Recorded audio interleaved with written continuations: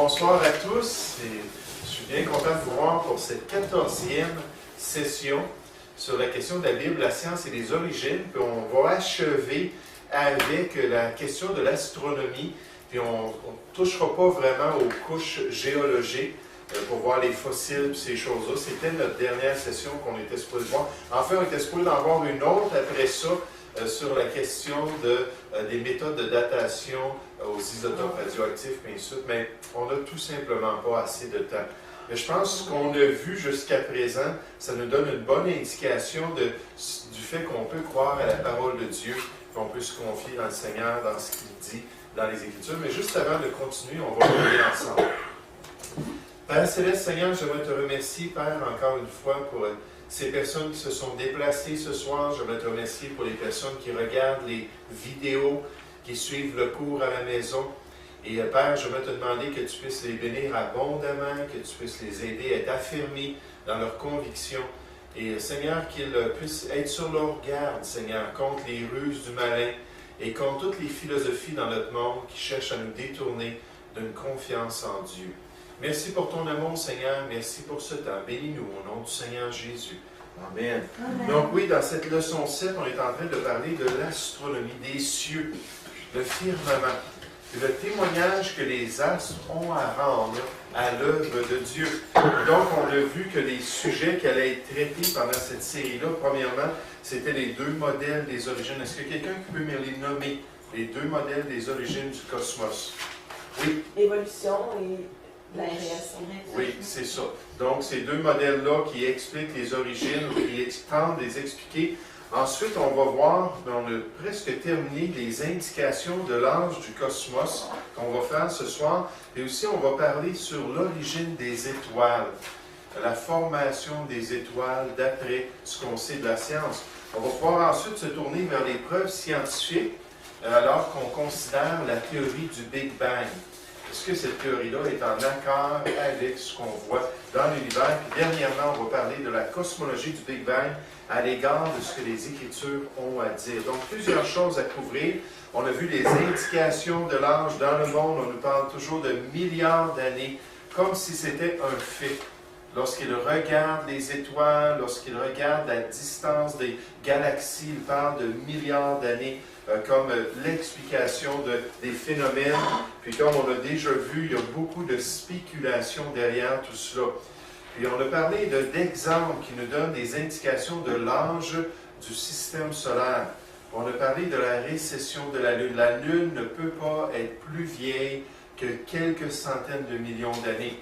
Parce que, et même là, ce serait assez farfelu de voir les effets que la Lune aurait eus il y a quelques centaines de millions d'années, étant beaucoup plus proche de la Terre et tout ce qu'elle aurait affecté sur la vie qui était déjà existante à cette époque-là sur la Terre, d'après la théorie de l'évolution. Ensuite, on a parlé des comètes. Des comètes qui passent à travers le système solaire, qui tournent autour du Soleil, puis ensuite ils repartent vers les confins du système solaire. On a parlé du fait que les comètes à long terme ne devraient plus exister si notre système solaire et si le cosmos était vieux de milliards d'années. C'est tout simplement impossible. On estime à peu près 10 000 ans maximum la vie d'une comète. J'ai de la difficulté avec mon équipement ce soir. Donc ensuite, on a vu que les comètes ne devaient plus exister, puis que la théorie principale, c'est le fameux nuage d'Oort, qui est tout simplement farfelu. Il n'y a pas de nuage d'Oort. Ensuite, on a parlé de l'incertitude de l'astronomie. On a eu plusieurs citations pour démontrer que l'astronomie, c'est une des sciences les moins certaines. Ce n'est pas une science qui tombe dans le modèle de l'étude scientifique, la pratique scientifique. On ne peut pas amener le cosmos dans un laboratoire pour le tester, pour établir des théories et répéter les tests pour prouver nos théories. Donc, le cosmos est bien là, mais l'astronomie a de la difficulté à vraiment trancher sur ces questions-là. Ce soir, je vais vous parler de l'âge du Soleil. Puis, le Soleil, c'est l'astre principal de notre système solaire. Puis, ce qu'on sait du Soleil, quand on examine le Soleil, c'est qu'il y a une diminution de la masse solaire. C'est-à-dire qu'on peut calculer d'une manière assez certaine, d'après certains spécialistes, que le Soleil est en train de diminuer.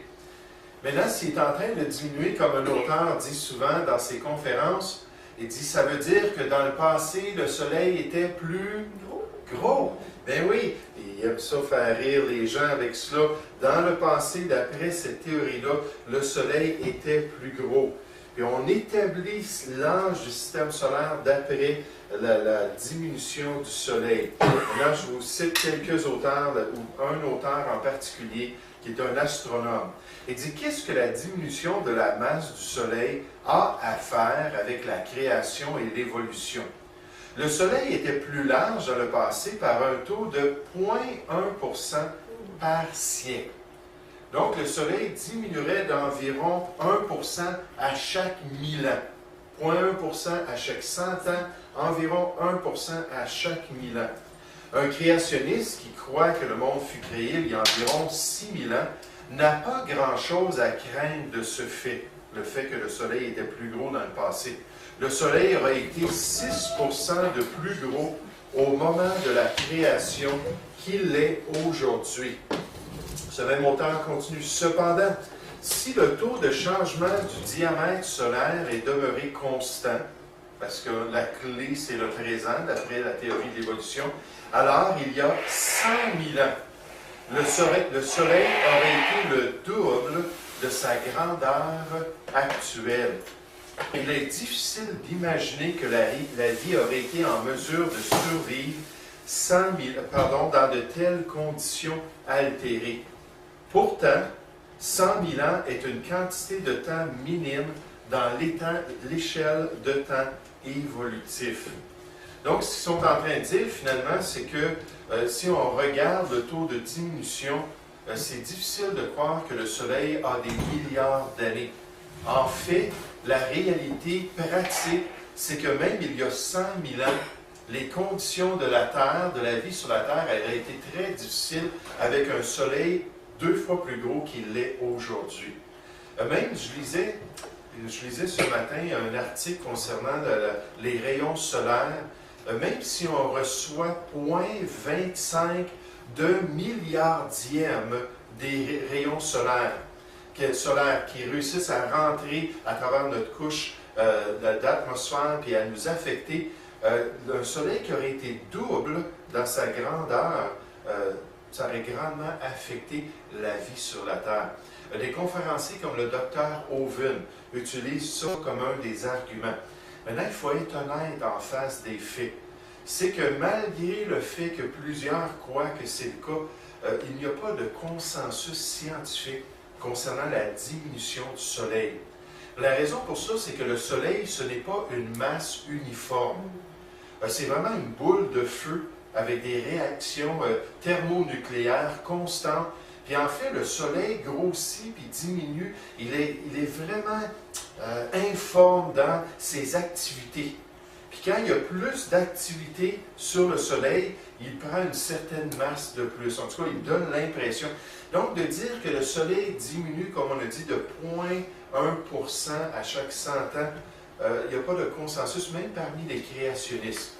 Moi, en lisant un peu plus sur le sujet, je me suis aperçu que c'était le cas.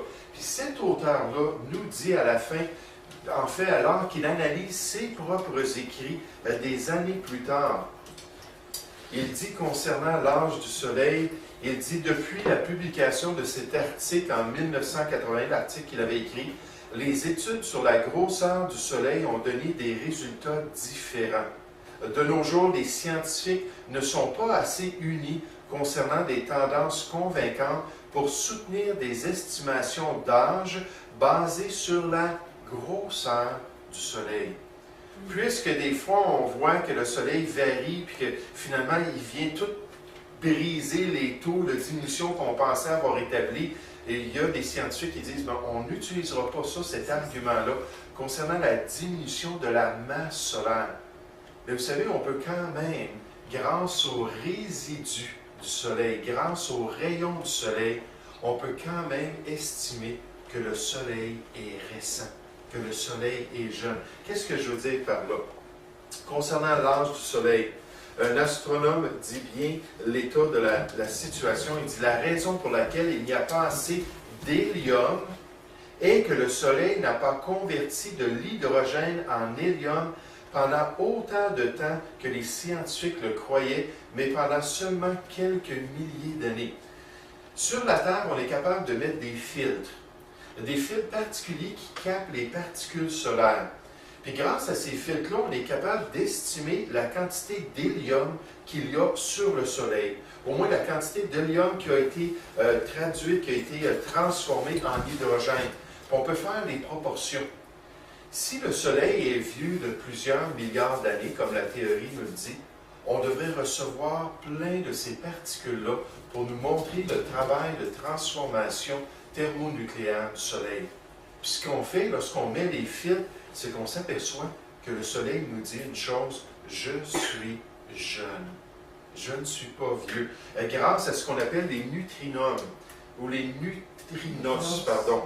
Le manque de neutrinos dans l'expérience de David est une forte indication que le Soleil n'est pas vieux de milliards d'années. Et si le Soleil ne l'est pas, alors la Terre ne l'est pas non plus. Donc pourquoi est-ce que je parle de cela? Premièrement, parce que j'utilise un cours qui est déjà monté. Puis l'homme qui a fait ce cours-là, qui était un scientifique, pour lui, il croyait vraiment que la masse du Soleil était évidente. Puis qu'on pouvait, comme la plupart d'autres scientifiques, dire que le Soleil diminuait, puis il ne pouvait pas être vieux de millions et de milliards d'années. Mais à la lumière de d'autres informations, je l'ai gardé, mais j'ai voulu spécifier. On n'a pas à avoir peur de la réalité. On n'a pas à avoir peur de la vérité du monde qui nous entoure. Mais quand on regarde le Soleil, on est capable de tester pas seulement avec sa masse, on est capable de tester avec ses réactions. Puis on sait ce qui se passe sur le Soleil assez pour savoir que ce qui arrive du Soleil nous donne une indication des composants chimiques du Soleil. Puis ce qu'on apprend finalement, c'est que le Soleil, ça ne fait pas longtemps qu'il existe. Sinon, il nous envoierait beaucoup plus de neutrinos qui nous montrerait que ça fait des milliards d'années que la combustion, puis la fusion, puis la fission est en train de se produire sur le Soleil. Donc, c'est quand même le témoignage du Soleil que la Terre est récente. Maintenant, concernant l'âge du Soleil, ce même auteur nous dit « Lorsque ceci est ajouté aux preuves de la jeunesse des autres objets du système solaire, lorsqu'on regarde la température des planètes, qui, après seulement quelques milliers d'années, quelques peut-être dizaines de milliers d'années, auraient dû se refroidir comme Jupiter. Pourquoi Jupiter est encore chaude? Ça ne fait pas de sens. Pourquoi est-ce que la Lune, j'essaie de me souvenir du nom de la Lune de Neptune, qui est remarquable par sa chaleur. On peut calculer le taux de chaleur qu'elle est en train de faire. Elle est en train de se refroidir à chaque année. Cette lune-là ne devrait plus être chaude comme elle est aujourd'hui. Mais il y a toutes sortes de phénomènes dans notre système solaire qu'on est capable d'examiner qui nous montrent que le système solaire est récent. Il ne peut pas avoir des milliards d'années. Puis l'auteur dit, y a-t-il une raison de douter de la vérité de la parole de Dieu? Puis la conclusion de son livre, c'est non, pas du tout. L'astronomie ne met pas cela en doute. Concernant l'âge du Soleil, il dit, nous verrons qu'il y a peu de raisons de croire que le Soleil et les planètes ont pris des millions d'années pour être formés et qu'ils existent depuis des milliards d'années. Il dit, il n'y a pas vraiment de raison dans ce qu'on voit autour de nous. Il dit, nous avons examiné une grande variété de planètes et d'autres corps dans notre étude du système solaire et nous avons découvert que dans presque tous les cas, il pourvoyait des preuves d'un système solaire qui est jeune. Donc, c'est juste une des indications, l'âge du Soleil, c'est juste une des indications de l'âge de notre cosmos. Et finalement, ça nous montre que ça ne peut pas être vieux. Et donc, on a vu quelques indications. Premièrement, la récession de la Lune, la présence des comètes. Il ne devrait plus avoir des comètes. Ensuite, on a vu l'âge du Soleil. C'est un peu controversé. Mais au moins, il y a certains tests qui nous montrent que le Soleil est jeune. Maintenant, j'aimerais voir deux autres choses pour nous donner des indications concernant l'âge de notre cosmos. Premièrement, les restes des supernovas et la formation des galaxies. qui ont des choses intéressantes à nous dire concernant leur existence et leur âge. Premièrement, les supernovas. Qu'est-ce que ça veut dire un supernova? Est-ce qu'il y a quelqu'un qui est capable de donner une définition d'un supernova? Oui, Shani. C'est un soleil qui est en train de mourir, si on veut, là, qui a une super explosion pour... Ça, c'est les théories. Oui, mais c'est un soleil qui est mort. C'est une Oui, étoile c'est qui a explosé, puis qui est devenue une supernova qui devient finalement une nébuleuse. Une nébuleuse, c'est un gros gaz. On en voit une, là, c'est tous des débris et des gaz d'une étoile qui a explosé. Ça, c'est un phénomène qu'on voit régulièrement dans le cosmos.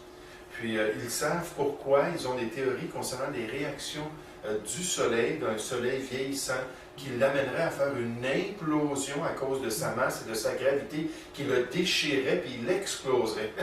Puis finalement, ça nous donne ce qu'on appelle un supernova, comme cette supernova qu'on appelle la nébuleuse du crâne. Puis la lumière de la supernova, la nébuleuse du crâne, a atteint la Terre en 1054.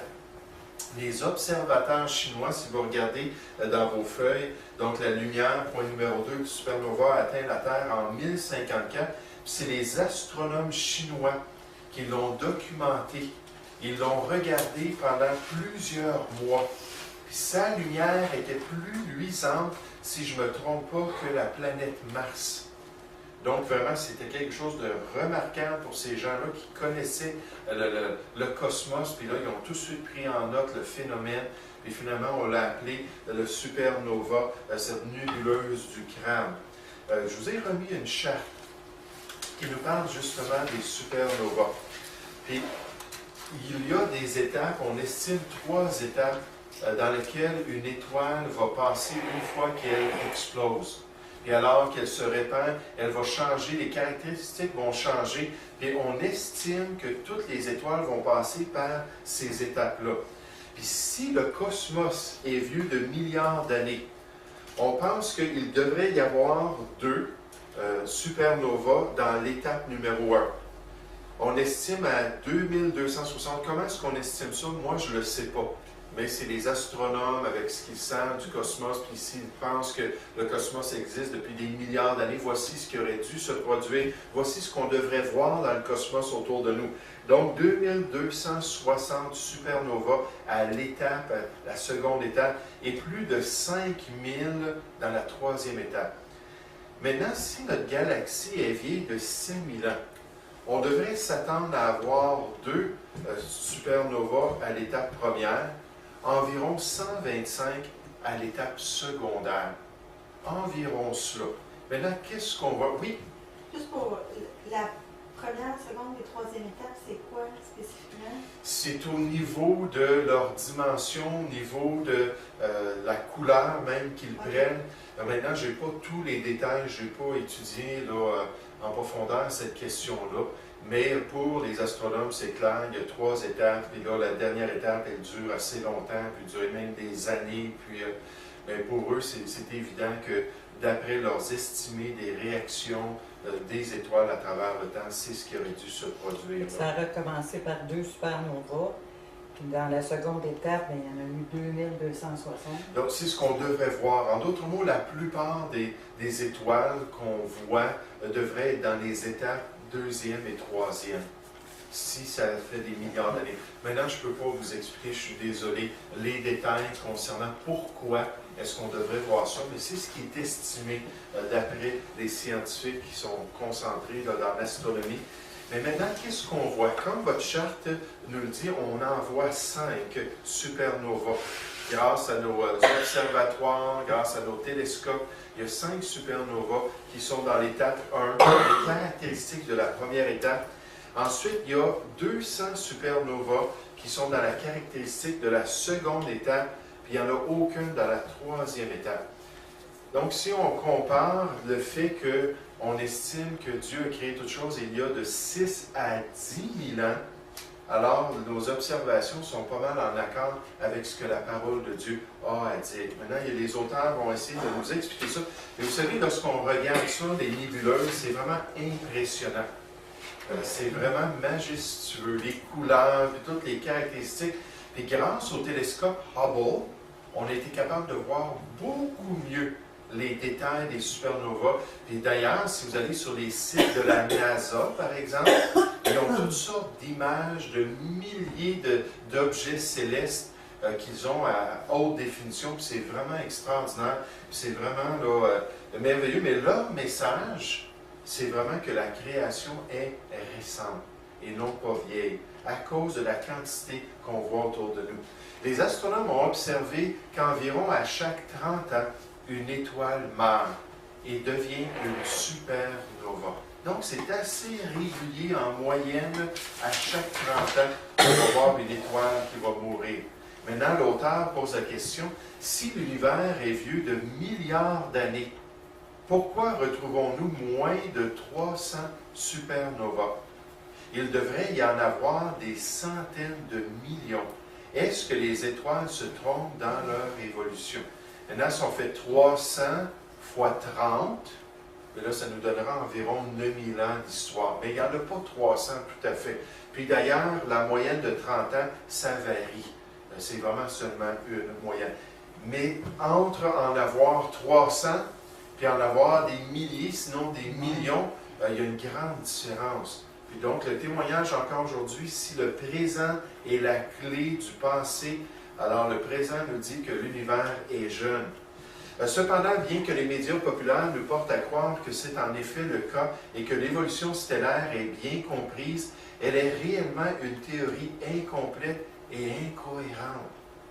Lorsqu'on regarde les phénomènes, ça ne fonctionne pas avec les milliards d'années de la théorie de l'évolution, mais on ne le présente pas comme cela, par contre. On ne donne pas ces détails-là. Cet auteur dit, le point est que la théorie telle que démontrée aujourd'hui est incomplète et indigne de confiance. Et elle n'est certainement pas assez confirmée pour qu'elle soit une preuve que les étoiles se consument depuis des millions ou des milliards d'années. Il n'y en a pas d'indication dans le cosmos pour qu'on arrive à cette constatation-là.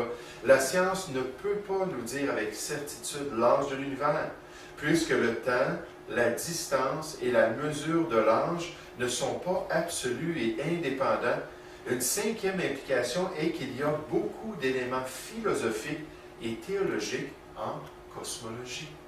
Donc, ce n'est pas une science exacte, ça fait partie de notre foi.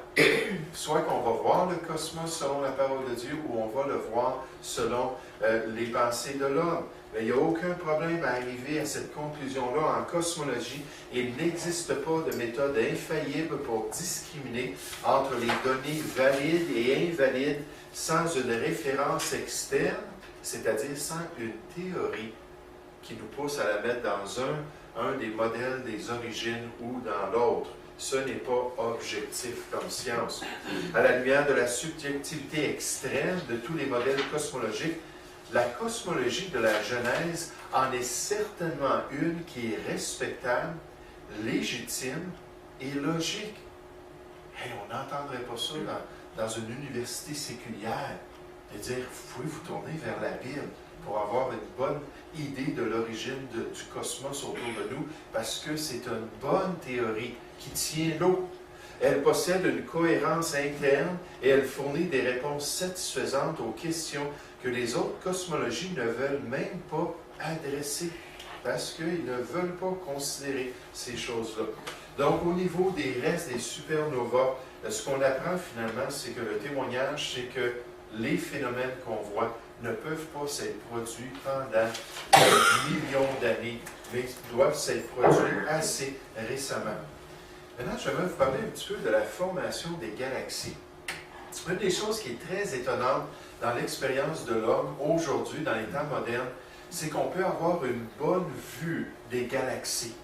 Grâce à nos télescopes, on peut voir des galaxies non seulement au loin, mais on est capable, à réflexion, puis j'avais déjà lu le phénomène, on est capable d'avoir une belle image de notre propre galaxie qui s'appelle comment? La Voie lactée, exactement. Et on sait exactement où la Terre et notre système solaire se trouvent dans la Voie lactée. Puis on a une image de la manière que la Voie lactée est faite. Puis d'ailleurs, les autres galaxies aussi, la forme spirale ou la forme tourbillon qui est standard. Maintenant, c'est frappant de voir cela parce que cette forme-là a un grand message à nous donner. Ce message-là, c'est que si les galaxies ont encore cette forme-là, ça veut dire que les galaxies sont récentes. Pourquoi est-ce que je dis cela? Parce qu'il y a un phénomène qu'on est capable de voir dans les galaxies, c'est-à-dire que les galaxies ne tournent pas à une vitesse uniforme. L'intérieur de la galaxie tourne plus rapidement que l'extérieur de la galaxie. Puis on est capable de voir ça, on est capable de calculer leur vitesse. Puis à cause de cela, le phénomène, c'est qu'on est en train de perdre les branches de la galaxie. Mais si les galaxies ont encore une forme spirale, ça veut dire que ça ne fait pas longtemps qu'elles sont en train de tourner. Certainement pas des centaines de millions d'années ou des milliards d'années. Moins vite à l'intérieur. Plus rapidement à l'intérieur, puis plus lentement à l'extérieur. Et donc, c'est en train de tout défaire les formes spirales. Puis on est capable, avec les vitesses qu'on calcule pour les galaxies connues, on est capable d'estimer l'âge des galaxies d'après la rotation des galaxies. Et donc, on voit que ça ne peut pas être vieux. Un auteur dit, les étoiles de notre galaxie, la Voie lactée, notre galaxie, tournent autour d'un centre galactique à différentes vitesses. Celle de l'intérieur de la galaxie tournant plus rapidement que celle de l'extérieur. Les vitesses de rotation observées sont si rapides que si notre galaxie était vieille de plusieurs centaines de millions d'années, elle serait devenue un disque difforme d'étoiles au lieu d'avoir sa forme spirale actuelle. Elle ne pourrait pas être comme on la voit, puis comme les autres galaxies qu'on voit dans l'univers autour de nous. Un autre auteur dit « Plusieurs aspects de l'évolution des galaxies ne peuvent être déterminés avec certitude. » Lui, il n'a pas voulu prendre position sur la question de l'âge. Mais il a juste dit « Ben là, on ne peut pas, c'est pas une science exacte. Hein, » Ils vont dire « C'est pas une science exacte quand ça va contre leur théorie. » Au lieu d'être honnête puis de dire finalement « Non, on a un gros problème avec notre théorie. » L'univers ne peut pas être vieux. Des fois, ils vont quand même l'avouer. Il ne devrait pas y avoir de galaxies du tout. C'est ça ma question. Comme on les voit. Ça devrait être tout difforme, ça devrait être juste des étoiles, des amas d'étoiles, mais plus du tout dans les formes qu'on les voit. Le problème de l'explication de l'existence des galaxies en est un des plus épineux de la cosmologie. Et c'est pour ça qu'il a appelé ça son livre The Dark Side of the Universe. C'est un évolutionniste. Le côté sombre du témoignage de l'univers. En d'autres mots, qui vient nous montrer qu'on devrait changer de théorie, parce que l'univers n'est pas âgé. Un autre auteur dit concernant le fait les galaxies doivent avoir condensé à partir des gaz du Big Bang. Les détails de la formation des galaxies sont encore très incertains, de même que les détails de leur évolution subséquente. Parce qu'on voit dans les phénomènes, on n'est pas capable de l'expliquer. Puis l'auteur de cette série pose la question, pourquoi est-ce plus scientifique que de dire au commencement, Dieu créa les cieux et la terre? Pourquoi est-ce que cette idée-là de l'astronomie moderne est plus valable dans nos universités, dans nos écoles d'études supérieures, que de dire non, non, comme on le croyait anciennement, c'est Dieu qui est derrière toute chose. Mais il y a autant d'incertitudes parce que ça fait partie de notre foi.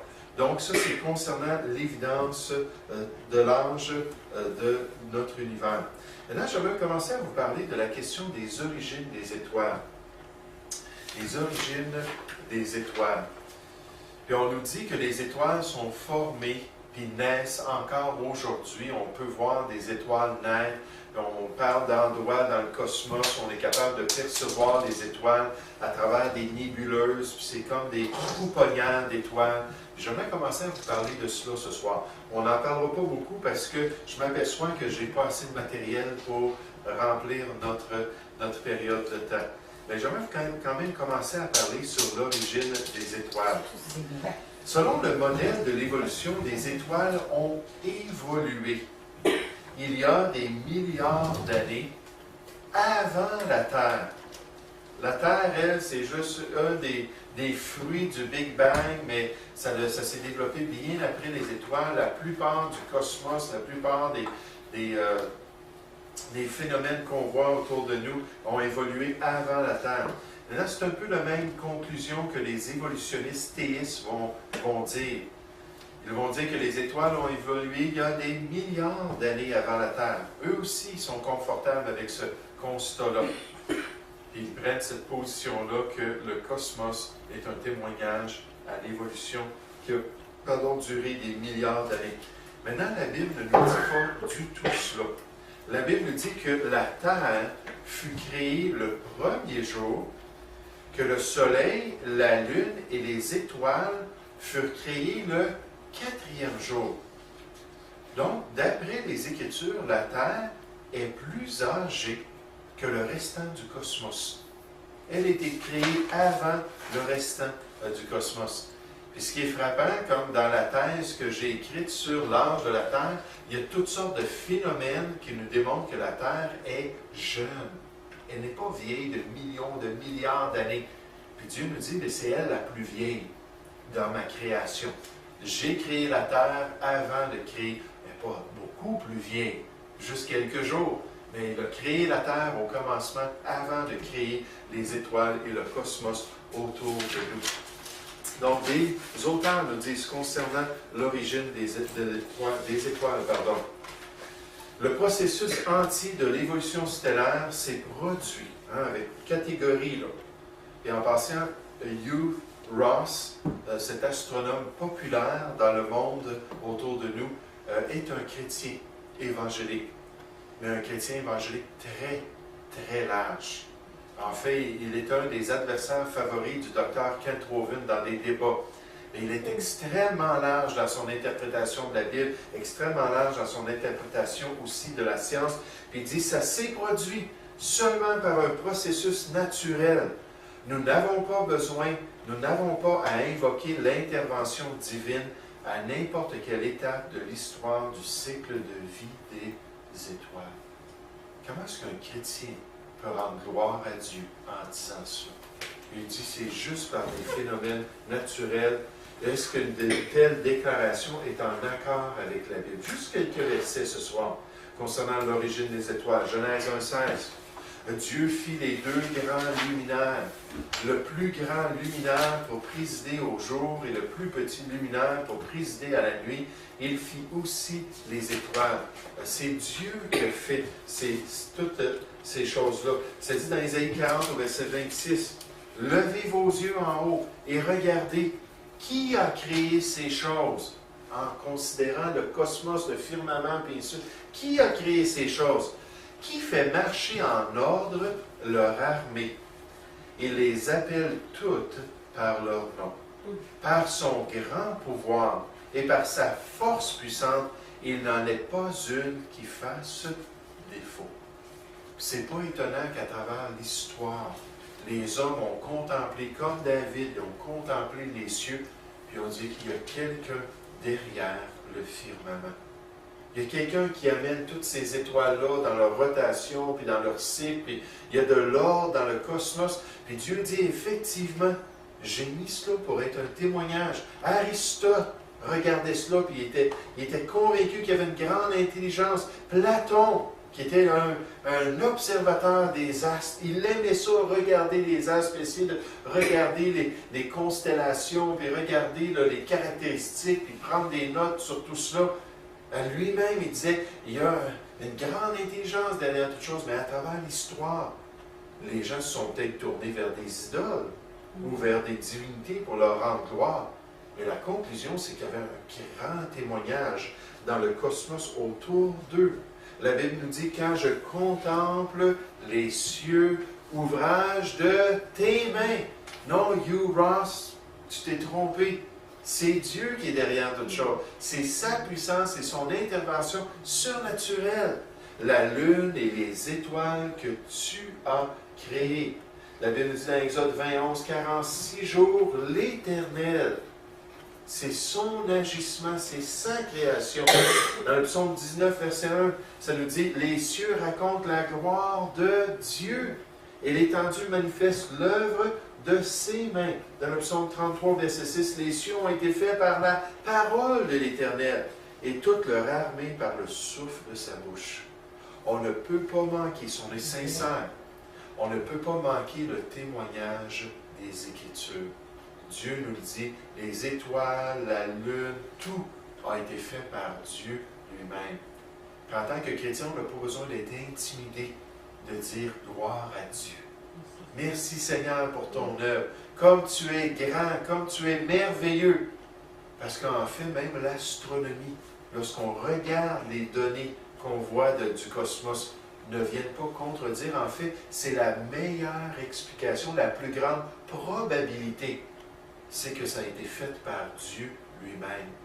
C'est la seule qui est en accord avec les données scientifiques. Dans le psaume 148, verset 5, « Car il a commandé, en parlant de toute sa création, et ils ont été créés. » Ésaïe 45, verset 12, un autre passage. « C'est moi, ce sont mes mains qui ont déployé les cieux, et c'est moi qui ai disposé toute leur armée. » Ésaïe 44, 24 dit exactement, « Seul j'ai déployé la terre, seul j'ai étendu les cieux.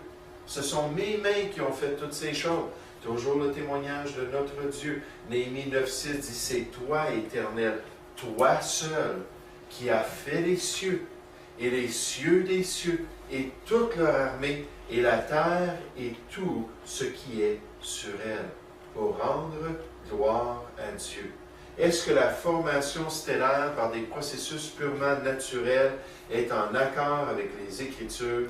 La grande réponse, c'est que non. Parce que toute chose a été créée par Dieu. Donc, on n'ira pas plus loin dans les détails. On va regarder les théories concernant la formation des étoiles, la formation des planètes. On va s'apercevoir que ces théories-là, qui sont bien populaires, ne sont pas basées sur la science. Elles sont basées sur la foi, la spéculation de l'homme. Parce qu'en fait même, elles contredisent ce qu'on connaît des lois de la physique. Juste par exemple, l'idée que toute la poussière, puis tous les débris qui sont venus du Big Bang, qui se promenaient, qui se sont rassemblés autour d'un endroit précis, puis ont commencé à se compacter, puis ont commencé à former un noyau, puis ensuite à développer le système stellaire comme tel, c'est totalement farfelu. Parce que quand on met du gaz dans un vide, puis on met des débris, ça va continuer toujours à se répandre. Il n'y a pas assez de gravité potentielle pour rassembler les choses, à moins que ça soit forcé par une intelligence quelconque, par une intervention externe. Mais lorsqu'on laisse le phénomène naturel se produire, ça ne peut pas produire des planètes, ça ne peut pas produire des lunes, et ça ne peut pas produire des étoiles, et encore moins des galaxies, et ainsi de suite. C'est totalement farfelu de croire ça. Mais pourtant, l'être humain y croit. Puis on présente ça comme quelque chose qui est factuel, puis ils acceptent ça à 100%. Nous, les chrétiens, il ne faut pas être comme l'homme insensé. Proverbe 14, au verset 15, on nous dit que l'homme insensé croit tout ce qu'on lui dit. Mais l'homme sage, lui, il est attentif à sa voix. Et on va faire attention à ce qui nous affecte. On va faire attention à ceux qui essaient de nous instruire. Puis on va utiliser du discernement spirituel. On va s'arrêter avec cela ce soir. Ça va être un peu plus court pour cette session-là. La semaine prochaine, on va continuer à parler sur la formation des étoiles.